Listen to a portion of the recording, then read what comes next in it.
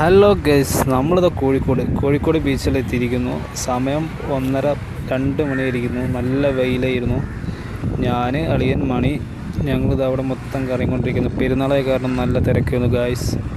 നല്ല full Bengalis ആയിരുന്നു. ഞങ്ങളത് അവിടുത്തെ കോഴിക്കോട് എത്തിക്കഴിഞ്ഞാൽ പിന്നെ നമ്മളൊന്നും നോക്കില്ല. അവിടുത്തെ ഏറ്റവും സ്പെഷ്യലായാണ് കല്ലുമ്മക്കായ വെജ്, മുട്ട വെജ്, പരിപ്പ് വട, ഉള്ളിവട, എല്ലാ സ്പെഷ്യലും ഉണ്ടായിരുന്നു.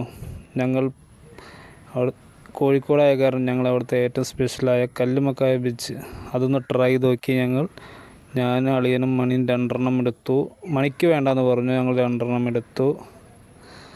അത് കണ്ട ഏതാ അടിപൊളി, നല്ല അടിപൊളിയായിട്ട് ബജ്ജി തിരിക്കുന്നു.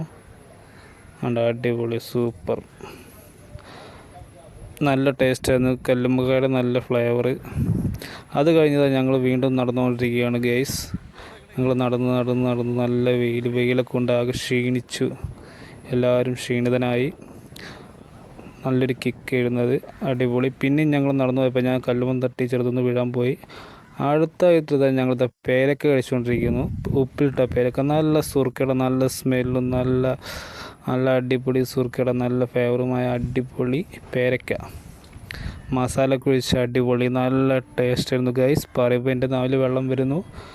അവിടുത്തെ ക്യാരറ്റ്, പൈനാപ്പിൾ, മാംഗോ, പപ്പായ എല്ലാ അടിപൊളി എല്ലാ സംഭവങ്ങളും ഉണ്ടായത്. ആളിനത് എന്തോ ആലോചിച്ച് പേരൊക്കെ കഴിക്കുകയാണ്. ഞാൻ പറഞ്ഞു ആലോചനയൊക്കെ പിന്നെ നമുക്ക് ഗൈസ് കഴിച്ചുകൊണ്ടിരിക്കൂ, ഗൈസ് കഴിക്കൂ, എല്ലാവരും ആസ്വദിച്ച് കഴിക്കൂ. അപ്പോൾ അളിയനെ കേട്ടപ്പോൾ ചിരിച്ചു. ഞങ്ങൾ പിന്നെയും സമയം 3 മണി 4 മണി ആവാൻ പോകുന്നു ഗൈസ്.